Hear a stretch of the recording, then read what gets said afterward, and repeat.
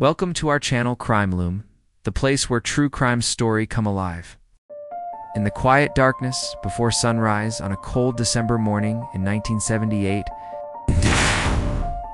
New York City had no idea that one of the biggest robberies in American history was about to unfold. At JFK Airport, tired workers moved through their routines, unaware that a group of men was silently preparing to strike. These men were part of the Lufthansa crime family, and they believed they had discovered the perfect opportunity. A vault filled with millions of dollars in cash and jewelry, guarded by surprisingly weak security. What started as a whisper from an airport worker would soon become a daring plan that shocked the nation. This is the story of how a small crew walked into one of the world's busiest airports and pulled off a nearly $6 million robbery without firing a single shot, the infamous Lufthansa Heist. In the early morning hours of December 11, 1978, New York City was quiet, the kind of silence that settles over the streets before sunrise. At JFK Airport, the night shift workers were moving slowly, tired from long hours. None of them knew that something extraordinary was about to happen. This story follows a group of men tied to the Lufthansa crime family. Men who believed they could walk into one of the busiest airports in the world and take millions of dollars without anyone stopping them. They had a plan, the confidence to pull it off, and the right inside information. What they didn't know was that this robbery would become one of the most famous crimes in American history, forever remembered as the Lufthansa Heist. The idea for the robbery began months earlier when a cargo worker at the airport shared a secret. He knew that Lufthansa flights arriving from West Germany often carried large amounts of money cash from American soldiers serving overseas. These shipments sometimes reached $1 million or more and were stored in a vault inside the Lufthansa air cargo building before being picked up by armored trucks. The worker believed the security was shockingly weak, and he mentioned this information to someone connected to the criminal world. That information eventually found its way to a man named Jimmy Burke, one of the smartest and most respected figures in New York's organized crime scene. Jimmy was known as someone who planned robberies with precision. When he heard about the money, he knew instantly that this was an opportunity he could not ignore. Jimmy began building a crew. He didn't want reckless people or strangers. He wanted men he trusted, men who knew how to follow orders and keep quiet. He chose Tommy DeSimone, a young but dangerous associate known for his fearlessness. He included Angelo Seep, reliable and calm under pressure. He relied on Louis Werner, the inside man at the airport, who provided the schedule, the layout, and the weak points in the building. And there were other men, each selected for a reason. Every person had a job, and every job mattered. Over the next few weeks, Jimmy met with his crew in hidden corners of bars, diners, and parking lots. They went over every detail of the plan again and again. They practiced how they would enter the building, how they would control the workers, and how they would move the cash without wasting a second. They knew where the alarms were, where the cameras pointed, and what time guards usually took breaks.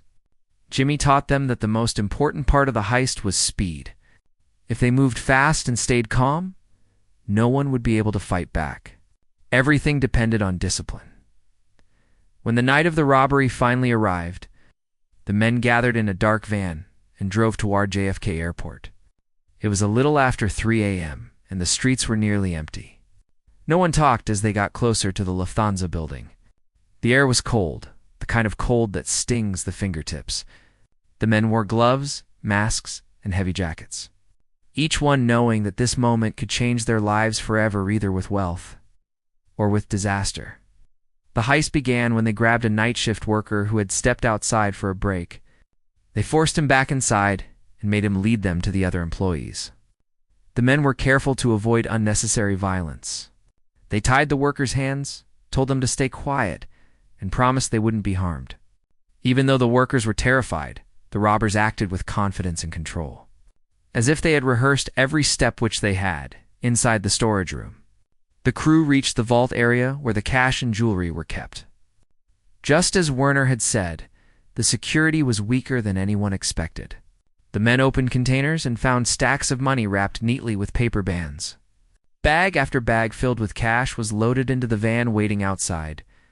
The entire robbery took less than an hour, and when it was over, the men drove away slowly and quietly, as if they were leaving an ordinary shift at work. No one fired a gun. No alarms rang. And just like that, almost $6 million vanished into the darkness. When the airport workers finally freed themselves and called for help, panic spread across the airport. Police rushed in, followed by FBI agents. Investigators couldn't believe how easily the robbers had taken the money. They searched for fingerprints, questioned the workers, and studied every inch of the building, but the robbers had left almost nothing behind. It was as if they had appeared out of nowhere and disappeared the same way. Meanwhile, Jimmy Burke was pleased. The heist had gone almost perfectly. But he knew the days after the robbery would be the most dangerous. He repeated the same rule to his men: stay quiet, stay calm, and don't spend any of the money right away. Jimmy had seen too many people get caught because they suddenly bought fancy cars or expensive fur coats. He warned everyone not to draw attention.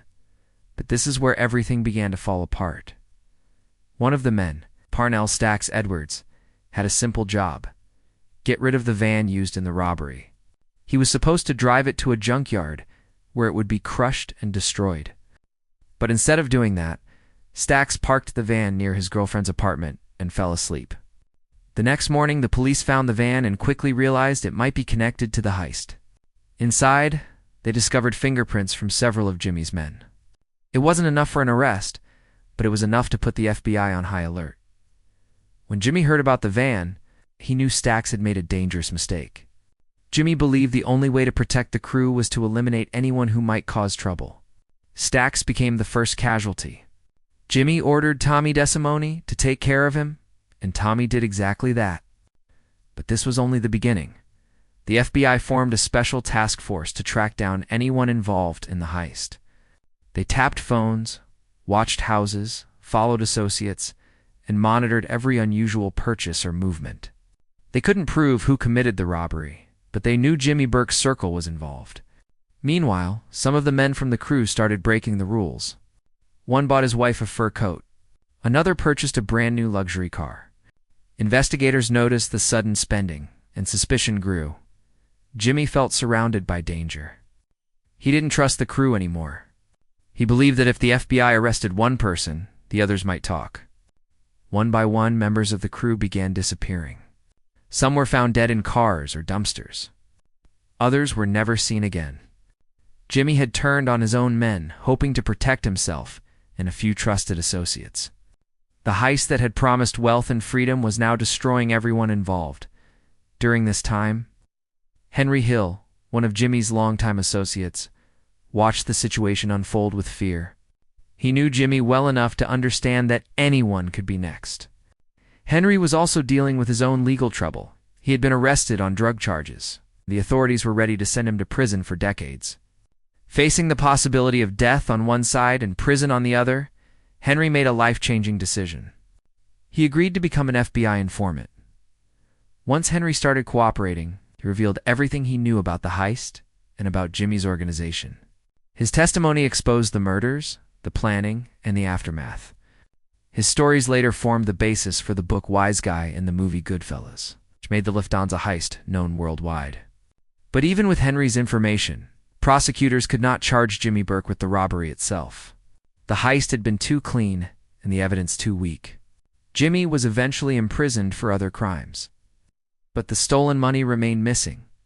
To this day, most of the cash and jewelry stolen that night has never been found. Some people believe it was used to fund other criminal operations.